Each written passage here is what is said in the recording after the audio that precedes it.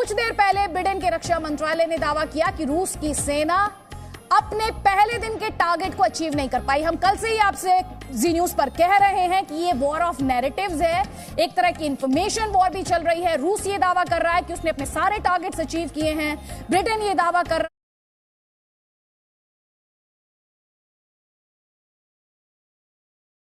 अगर किसी भी भाई बहन को पेशाब में कैल्शियम आता है, प्रोटीन आता है, रात को नाइट फेल वगैरह हो जाता है और बहुत ज़्यादा कमज़ोरी होती है, हाथ पैरों में चटर पटर की आवाज़ आती है, भूख नहीं लगती है, बाल सफ़ेद होते चले जाते हैं, बहुत ज़्यादा तरीके की परेशानियां आपको पेशाब में कैल्शियम आने से हो रही हैं, धात की प्रॉब्लम बहुत ज़्यादा है, तो 1 महीने की दवाई हम लोग देते हैं। वो जड़ से 1 महीने में वो बीमारी ख़त्म हो जाती है। दवा मंगाने के लिए ये नंबर आपके सामने, इन नंबरों पर आप कॉल भी कर सकते हैं और इन नंबरों पर आप अपना एड्रेस व्हाट्सअप भी कर सकते हैं। व्हाट्सअप पर भी जाके आप अपना एड्रेस सेंड कर सकते हैं, ऑर्डर को भी बुक कर सकते हैं। 1150 रुपये की दवा 1 महीने की आपको मिलती है। तो जल्दी से इस नंबर पर कॉल करके अपना ऑर्डर बुक कराइएगा और धात की प्रॉब्लम यानी धात की बीमारी को जड़ से हमेशा के लिए खत्म करिएगा। तो अभी ऑर्डर जरूर कीजिएगा। कि रशियन फोर्सेस जो हैं वो फेल हुए हैं और इसीलिए रक्षा मंत्रालय जो रूस का है उसके द्वारा ये बयान जारी किया गया, जिसके बाद ये कहा गया कि उसका पहला दिन बेहद कामयाब रहा है।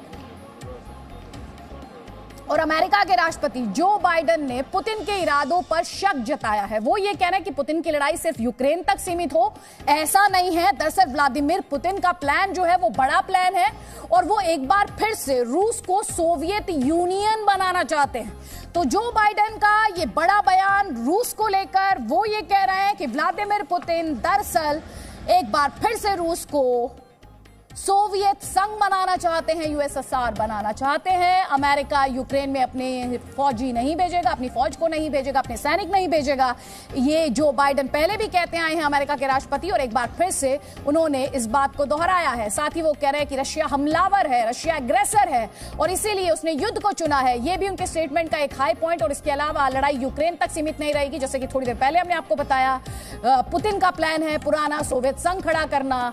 ये दावा कर रहे हैं जो बाइडेन, रूस को युद्ध के नतीजे भुगतने होंगे। एक बार फिर से आप कह सकते हैं इसी तरह की चेतावनी अमेरिका लगातार देता आया है, लेकिन एक्शन के लिहाज से, एक्शन फ्रंट पर वो पुतिन को पीछे नहीं धकेल पाए हैं। रूस की अर्थव्यवस्था को यूक्रेन हमले की भारी कीमत चुकानी पड़ेगी, ये चेतावनी भी जो बाइडेन द्वारा दी गई है। और साथ ही ये कहा कि हमले के अलावा कोई विकल्प नहीं था। अब ये व्लादिमीर पुतिन कह रहे हैं कि कोई ऑप्शन ही नहीं बचा था।